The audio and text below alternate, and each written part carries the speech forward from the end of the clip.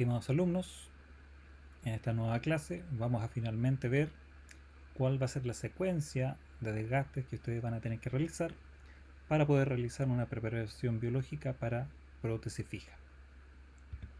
La bibliografía que usaremos para esta ocasión, muy parecida a la clase pasada, y vamos a entrar entonces en el tema. Nosotros tenemos que utilizar entonces todos los recursos que hemos visto hasta el momento en las clases pasadas, sobre todo la clase anterior, que corresponde a lo que son los principios detallados, ya que esos elementos son los que tenemos que tener en cuenta nosotros cuando finalmente vamos a empezar a desgastar un diente y prepararlo para recibir posteriormente una corona periférica. Por lo tanto, hay que aplicar bastantes conceptos de biomecánica, de biología, de resistencia y de tejidos dentarios. Si resumiéramos en pocas sesiones o en una diapositiva cuáles serían las sesiones para poder tratar a un paciente el cual le vamos a indicar una prótesis fija, vamos a ver que tenemos acá estas sesiones indicadas en estos pequeños títulos. La primera sesión sería principalmente para hacer el diagnóstico de nuestro paciente y por lo tanto haber indicado en esa sesión que el diente necesita una corona periférica. En la segunda sesión vamos a realizar la preparación biológica y inmediatamente debemos dejar confeccionado también nuestro provisorio. En otra sesión vamos a realizar lo que es la impresión definitiva para obtener nuestro modelo de trabajo, el cual lo vamos a mandar al laboratorio para solicitar nuestro núcleo cerámico o casquete metálico, el cual vamos a probar en esta cuarta sesión para chequear el ajuste de esta estructura y por lo tanto comprobar de que la impresión fue bien tomada. Enviamos nuevamente esta estructura al laboratorio para solicitar de que se le aplique sobre ella la porcelana estética o de recubrimiento, la cual en esta quinta sesión vamos a probar sobre el paciente para chequear lo que es el color, la estética, la oclusión y el color. Y la vamos a enviar nuevamente al laboratorio para que luego de algunos posibles ajustes que hemos hecho en la porcelana, este laboratorio le dé el brillo final, proceso que se llama glaseado, de tal manera que en la sesión final llega nuevamente nuestra corona, pero lista para ser cementada. Por lo tanto, nosotros necesitaríamos 6 sesiones para realizar esta corona periférica. Hay que tener en cuenta entonces todos los principios detallados para obtener finalmente una preparación biológica que tenga relación con nuestro elemento restaurador, pero también con los tejidos vecinos dentarios y tejidos periodontales. Vamos a ver más adelante cuál va a ser la forma o técnica en la cual vamos a poder conformar o generar una restauración provisoria que va a quedar cementada provisoriamente entre las sesiones que tengamos nosotros clínicas con nuestro paciente. En algún momento también vamos a ver cómo vamos a tomar una impresión que tiene algunas etapas extras en este caso, dada la característica de la posición de terminación cervical. Algunas técnicas especiales para poder tomar esta impresión de prótesis fija, cuáles serían las características que debe tener. Y con esto finalmente proceder a lo que es el método indirecto, que es la obtención de nuestro modelo de trabajo, nuestro troquel, donde finalmente el laboratorio va a realizar la restauración. Primera parte de la restauración, eso sí, es la estructura cerámica o metálica, la cual debemos probar en el troquel para ver si hay un buen trabajo del laboratorio, pero también debemos hacer nuestro chequeo en la boca y probar esta estructura o esta estructura de base en la boca de nuestro paciente, ya sea cerámico o metálico. Y nuevamente en la siguiente sesión vamos a solicitar entonces lo que es la aplicación de la porcelana de recubrimiento. Vamos a chequear todo lo que es la oclusión, los contornos, el color, los puntos de contacto proximal, etc. Y una vez que hemos dado chequeo o visto bueno todos esos elementos, podemos seguir más adelante con la sesión de cementación. Vamos a tener una clase de todos los procedimientos de cementación que tenemos disponibles para prótesis fija. Cementaciones convencionales, cementaciones adhesivas. Cómo colocar el cemento, qué tipo de cemento vamos a utilizar, cómo se hace la cementación para tratar de eliminar la mayor cantidad de excesos posibles. En dientes posteriores y anteriores, la cementación promedentetal y después la eliminación de los excesos para que el paciente no tenga problemas desde el punto de vista gingival. Vamos a ver también de que va a ser necesario la utilización de varios elementos de pulido para poder suavizar la superficie cervical que puede haber quedado contaminada con restos de cemento. Y finalmente, en la misma sesión o en la próxima sesión de control, nosotros deberíamos chequear entonces ausencia de cemento, la completa adaptación de nuestro elemento protésico a la preparación y la estabilidad de los puntos de contacto proximales y la comodidad también de todo lo que es los contactos oclusales.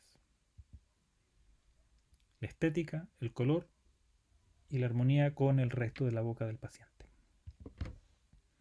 Entonces vamos a ver que podemos tener diferentes configuraciones o formas de muñones dependiendo del diente que vamos a tallar. Por lo tanto, una corona periférica en un diente anterior tiene que tener la forma entonces nuestra preparación o muñón de un diente anterior. Lo mismo va a pasar si es que hemos tallado entonces una preparación en un diente posterior. Tiene que tener la forma en forma de muñón, digo, pero del diente que habíamos tallado. Por lo tanto, tiene que parecerse a un diente posterior. Entonces, debemos respetar la anatomía, independiente que el remanente sea máximo o mínimo.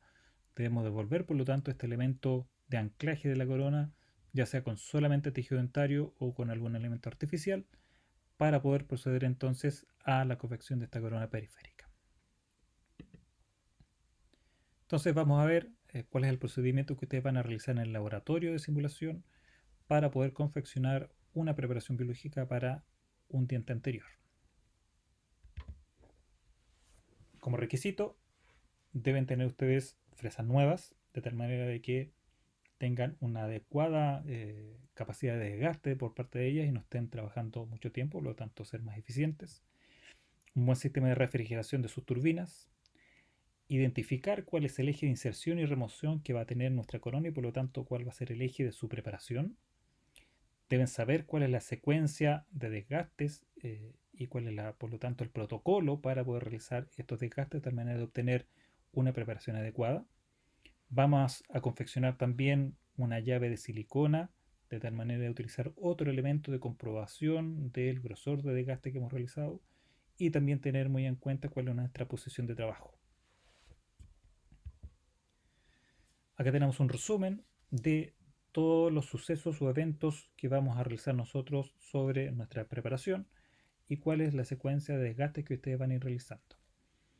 Esta secuencia es una secuencia que de alguna manera obedece a una facilidad para realizar la preparación, para obtener el mejor resultado desde el punto de vista anatómico y para ser eficientes en nuestros desgastes. Para hacer todos estos desgastes entonces, nuevamente para recordarles debemos tener en cuenta cuál es el diente que vamos a trabajar, cuál es la forma que debiera tener también entonces finalmente nuestra preparación, que es imaginariamente la sustracción de ese espacio que nosotros requerimos para el material o el biomaterial de restauración, metal porcelana o solo metal, la mantención de la anatomía y de las curvaturas externas que presente nuestro diente, identificar dónde va a quedar nuestra terminación cervical también, tener en cuenta también que hay zonas que son importantes para la retención, como por ejemplo el tercio cervical vestibular, el cual debe ser paralelo al tercio cervical palatino en un diente anterior y también en los dientes posteriores, ya que esta zona paralela o con máximo paralelismo es una zona muy importante de retención primaria, ya que las caras proximales van a tender a una angulación de entre 6 a 6 grados y por lo tanto ahí va a haber una mayor conicidad. Pero la zona más importante de retención sería esta, en donde podemos dar un mayor paralelismo. Identificar entonces qué fresas son las adecuadas para desgastar zonas lisas, como por ejemplo caras vestibulares o caras palatinas en su zona cervical, o qué fresas debemos utilizar para realizar el tallado de zonas cóncavas, como por ejemplo la cara palatina de un diente anterior, que la única forma de obtener un desgaste de esta forma es utilizando fresas curvas o de formas curvas. Vamos a ver que no siempre el grosor de desgaste es el mismo en las distintas zonas de la preparación. Habíamos visto que En la cara vestibular, más o menos rondeado un promedio de 1,5 milímetros. En incisal 2 milímetros. Palatino podría ser 1 milímetro, 1,5 o menos, en la medida que el grosor de desgaste sea más reducido o solamente utilicemos metal. Pero en la cara proximal vamos a ver que para poder obtener esta angulación de 3 grados por lado o 6 grados finalmente como mínimo, es muy probable de que aquí tengamos que hacer desgastes mucho mayores al 1,5 que se necesita en cervical o en vestibular. Por lo tanto, no siempre este desgaste es homogéneo en todas las caras del diente, sino que depende de la zona. ¿Dónde hay más desgastes? Generalmente las caras proximales, más cerca del área incisal, porque hay mayor distancia entre lo que es la superficie externa del diente y la cara finalmente tallada proximal de nuestro muñón. Hay algunas fresas que nos facilitan los tallados de zonas oclusales que tienen más de una dirección, esto dado por la anatomía, por ejemplo, oclusal de un molar que tiene vertientes internas que confluyen en el surco principal. Y por lo tanto, para hacer el tallado de esas zonas hay técnicas especiales que les vamos a mostrar que nos permiten mantener entonces la anatomía del diente y hacer desgastes homogéneos.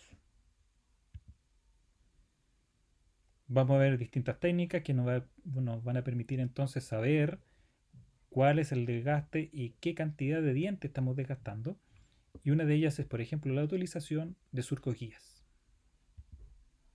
La idea de los surcos guías es que al utilizar una fresa de diámetro conocido, al realizar un surco cuya profundidad corresponde o a la mitad o a toda la fresa, nosotros vamos a saber entonces qué profundidad tiene su surco y luego eliminamos el tejido que quedó entre surco y surco.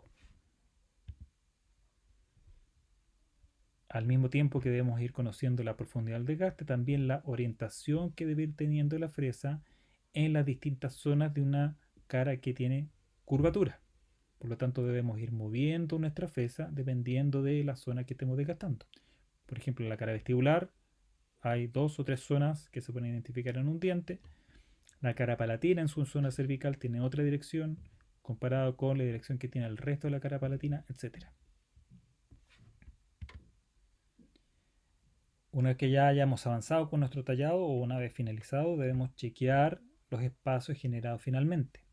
Y uno de los más importantes es el espacio interoclusal, que es el que tiene relación con el antagonista, en donde debemos dejar un buen espacio, por lo menos 2 milímetros, para permitir que quepa todo el material de restauración, independiente que éste sea, y que favorezca la obtención de los contactos oclusales adecuados. Acá vemos resumidamente cómo se está haciendo la preparación biológica de un diente natural, donde se usan estos surcos guías que les acabo de mencionar, que tienen una profundidad identificable en base al diámetro de la fresa que se está utilizando. Y estos surcos guías se van a utilizar tanto para el tallado de la cara oclusal como de las caras libres también. Una vez que se han tallado los surcos guías, se va a eliminar este tejido que quedó entre surco y surco, y la idea es que nos quede un remedio de lo que era la anatomía original de nuestro diente. Acá vemos cómo se ha ido avanzando, ya se desgastó todo lo que era el área oclusal y se comenzó con el desgaste de las caras axiales, ya sea de caras libres o caras proximales, en un molar y en un premolar. Y finalmente se está verificando la presencia de los espacios que deben haber para que quepa el material de restauración. Una vez que hayamos terminado nuestro macro desgaste, es necesario proceder al proceso de terminación o acabado de la preparación, y eso es la identificación o comprobación de la angulación que le hayamos dado a nuestras paredes, pero también las características de transición entre las diferentes zonas, las cuales no deben tener bordes agudos, sino que estos bordes debemos redondearlos o biselarlos para permitir una transición redondeada entre estas diferentes superficies. Eso va a permitir también entonces que exista una distribución de las cargas en las diferentes zonas del diente y no una acumulación en estos bordes agudos.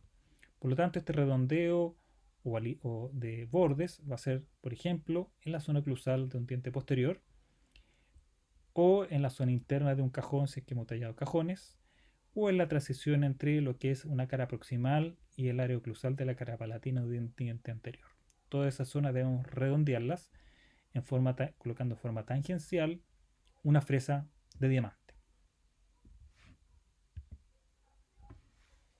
Entonces, finalmente, el aspecto que va a tener nuestro muñón es un remedio de lo que era la forma original de nuestro diente, pero con aspectos mucho más redondeados, de tal manera de impedir que existan zonas muy marcadas, ya que el elemento restaurador a veces no es capaz de reproducir ángulos demasiado agudos. Por lo tanto, un aspecto normal de un muñón es de una superficie redondeada que presenta un remedio de lo que era originalmente el diente. También hay que respetar lo que es, y les contaba, los bordes o transiciones de la punta de las cúspides con las vertientes internas, pero también respetar las vertientes internas de su angulación, de tal manera de que el material que va a ir en esta zona pueda cumplir con los grosores mínimos que se requieran.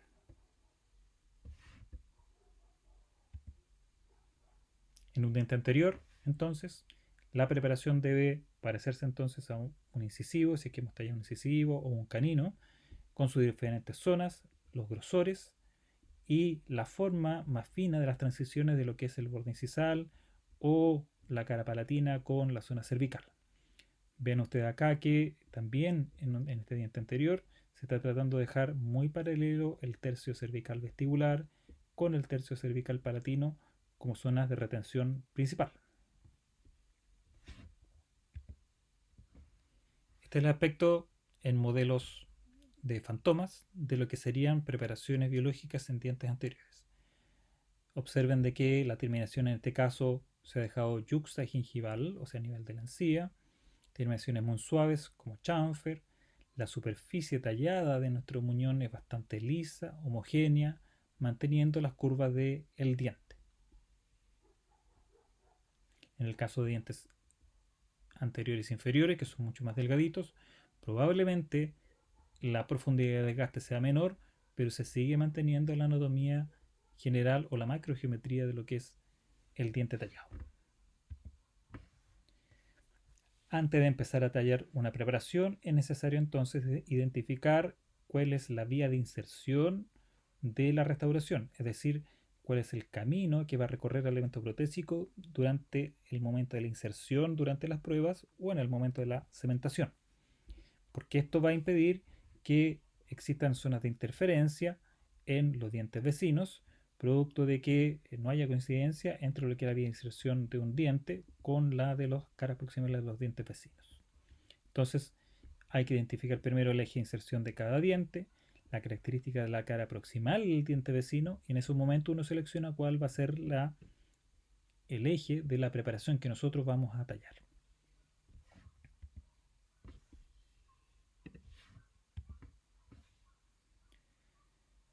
Importante también saber de que para la confección del hombro que hayamos decidido tenemos que tener la fresa adecuada. El diseño de la fresa y sobre todo de su extremo es aquel que determina entonces la forma del tallado del hombro que vamos a colocar en una preparación. Por lo tanto, si hemos decidido hacer un chamfer, tenemos que tener una fresa de extremo redondeado. Si vamos a tallar un filo de cuchillo, una terminación mucho más inclinada, una fresa más puntiaguda. Si vamos a tallar un hombro que es más recto, una fresa que tenga un plano más recto en su punta, etc. La fresa da la forma del hombro. Tener cuidado también con la forma en que manejamos esta fresa en esa zona del hombro, ya que debemos tratar de obtener una superficie lo más lisa y homogénea posible. Y esto también va a estar dado por el tipo de fresa. No es lo mismo el aspecto superficial de una fresa de carbide con filos que una fresa de diamante que deja mucho más rugoso el tallado. Por lo tanto, si quisiéramos dejar una superficie mucho más lisa, podríamos optar a una terminación con una fresa con filos. Si vamos a tallar una terminación en hombro, esa terminación debe tallarse con la mitad de la parte activa de la punta. Si nosotros usamos toda la fresa para hacer el desgaste a nivel cervical, es posible que nos queden estas aristas y terminaciones en forma de U, que son mucho más difíciles para el laboratorio poder adaptar y realizar una terminación adecuada en esta zona.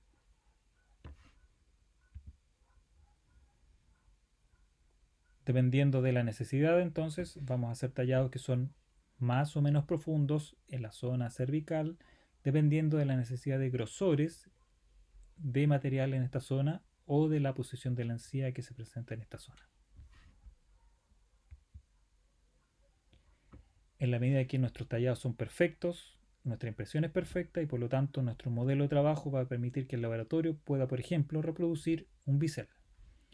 Si un bisel puede ser bien tallado, va a aparecer en el modelo y el laboratorio va a poder confeccionarlo en nuestro patrón de cera.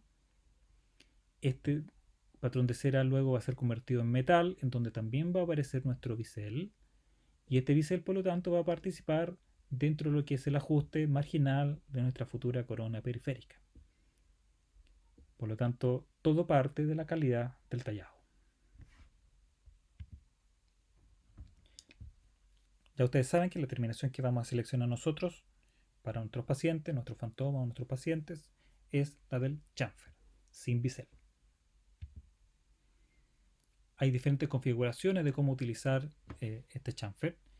En general, lo que trata de hacerse siempre de que se da un grosor adecuado de metal y siempre tratar de evitar zonas muy delgadas de porcelana, ya sea sola o aun cuando esté sobre el metal, ya que la porcelana no soporta grandes cargas cuando esta es muy delgada. En otras ocasiones, si uno quiere tapar el metal, se le pide al laboratorio que el metal no llegue hasta el borde de la preparación, sino que hasta la zona del ángulo y se deja toda esta zona cubierta con porcelana. Son algunas alternativas que hay para poder hacer terminaciones estéticas cuando hay casquetes o coronas metal porcelana.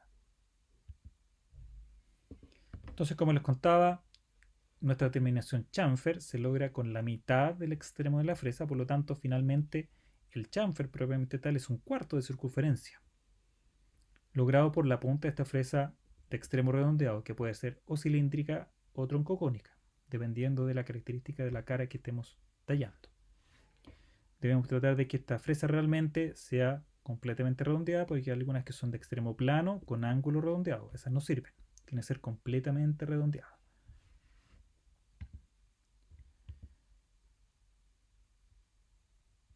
Antes que se me vaya la idea, si nosotros necesitamos una profundidad de 1,5 milímetros en esta zona, entonces necesitamos que la mitad de la fresa sea de 1,5 milímetros. Y por lo tanto, la fresa completa en su diámetro en esta zona debe tener 3 milímetros. No vamos a encontrar fresa de 3 milímetros. A lo más vamos a encontrar fresa de 0,25.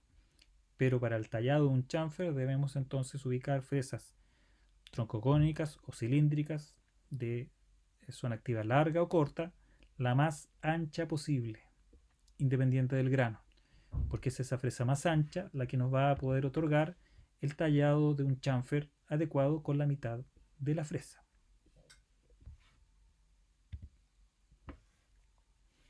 Otro aspecto importante es las herramientas que nosotros tenemos para poder realizar tallados adecuados en profundidad, o sea, saber cuánto estamos desgastando o medir la cantidad de desgaste. ¿Cómo hacerlo? Podemos utilizar la técnica de los surcos guías, utilizando una fresa de diámetro conocido. Otra técnica es tallar la mitad de una preparación y por comparación ver cuánto hemos desgastado y comprobar eso o tallando más o manteniendo el tallado realizado y después tallar la otra mitad. O la otra alternativa es hacer accesos con fresa redonda, también de diámetro conocido, y hacer una profundización conocida de esta fresa redonda, y de esa manera nosotros podemos medir la profundidad de estos desgastes. Una vez que hayamos hecho todos estos accesos, emparejamos la superficie, así como la de los surcos guías, y con eso tenemos un desgaste conocido en profundidad y homogéneo. Respecto a los surcos guías, su finalidad entonces es poder mantener la anatomía de los dientes que estamos tallando, sabiendo la profundidad o cuánto necesitamos desgastar de un diente. Esto es válido para dientes posteriores o también para dientes anteriores. Cualquier zona del diente nosotros podemos determinar o lograr una cantidad conocida de desgaste utilizando esta técnica de surcos guías. En el caso de un diente anterior, entonces también podemos utilizarlo para sus diferentes zonas, caras vestibulares o bordes incisales. La idea entonces es, si tenemos una superficie curva, lograr un desgaste que mantenga esa curvatura en profundidad y en homogeneidad. Entonces, finalmente tener este desgaste de esta forma. ¿Cómo lo logramos? Haciendo varios desgastes con una fresa conocida, ya sea en forma de surcos o accesos, todos de la misma profundidad, y al ser todos de la misma profundidad, entonces vamos a tener esta superficie ya tallada, que de alguna manera, al ser todos de la misma profundidad, va a mantener la anatomía que había originalmente. Si retiramos el tejido que quedó entre surco y surco, entonces vamos a lograr una superficie homogéneamente desgastada con una profundidad conocida. Y es por eso que la técnica de surco guías es una de las que nosotros vamos a seleccionar para hacer el tallado de nuestras preparaciones. Entonces, si nosotros tallamos adecuadamente el tejido y solo el tejido que quedó entre surco y surco, podemos lograr esta superficie preparada y en forma homogénea. Vamos a ver entonces cómo se hace el tallado en forma secuencial de una preparación para un diente anterior en el laboratorio de simulación. Vamos a ver un resumen de ese procedimiento. Antes de tallar nuestro diente y de tocarlo con nuestra fresa, vamos a confeccionar con silicona en consistencia de masilla una llave o impresión de silicona de todo el sector anterior, porque vamos a tallar varios dientes. Y de esta llave vamos a hacer un duplicado o vamos a hacer dos llaves. Una de ellas nos va a permitir eh, realizar una medición de la profundidad de los desgastes y otra la vamos a utilizar más adelante para confeccionar nuestra restauración provisoria.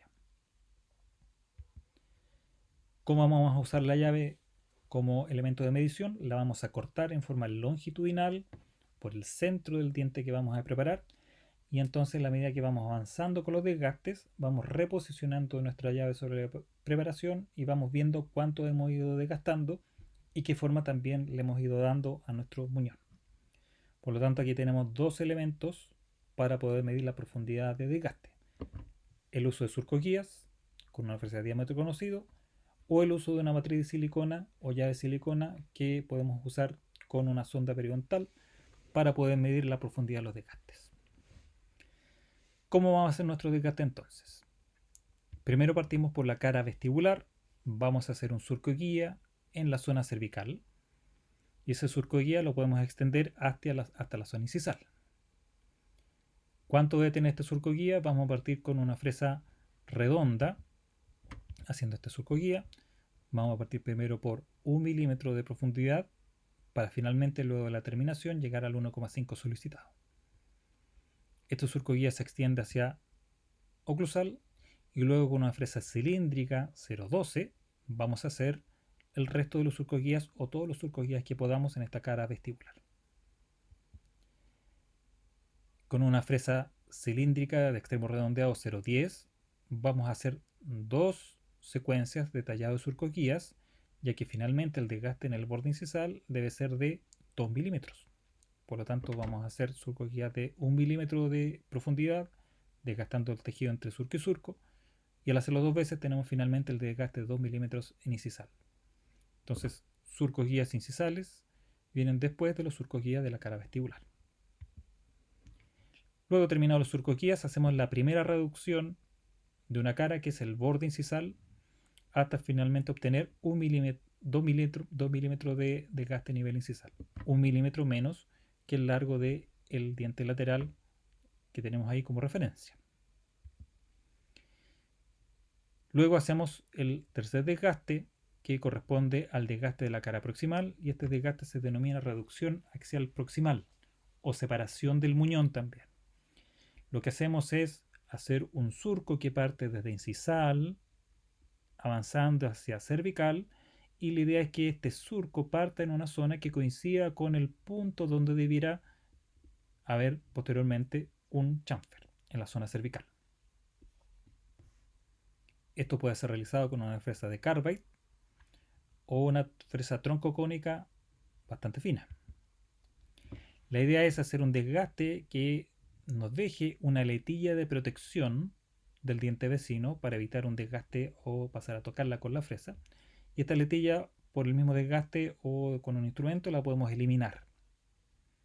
De esta manera hacemos el desgaste necesario en la cara proximal y evitamos tener que usar algún elemento de protección como una banda metálica.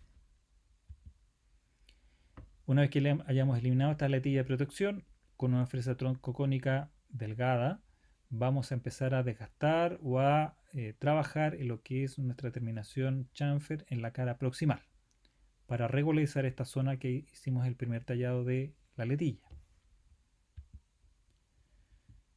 Entonces, segunda reducción, caras proximales. Tercera reducción, cara vestibular, donde estaban nuestros surcos guías. Así tenemos ya lista nuestra cara vestibular, borde incisal, caras proximales. Terminado todo esto, nos vamos a la cara palatina. En la cara palatina podemos hacer también un surco guía cervical con una fresa redonda para detallar la primera porción o tercio cervical de esta cara palatina. La idea es que luego que hayamos tallado esta zona cervical bajo el cíngulo, esta zona sea paralela con el tercio cervical vestibular, de tal manera que esta sea la zona principal de retención, ya que son superficies paralelas.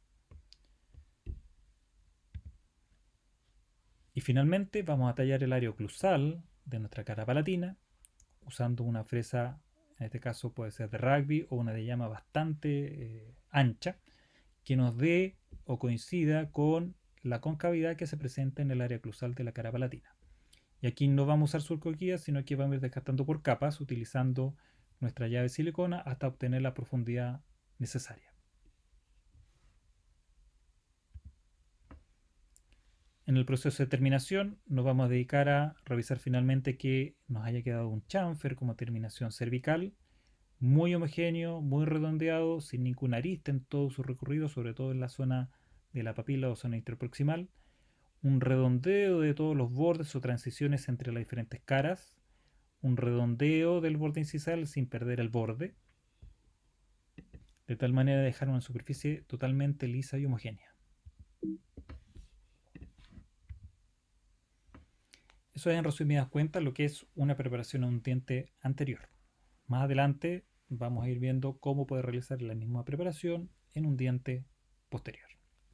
Muchas gracias.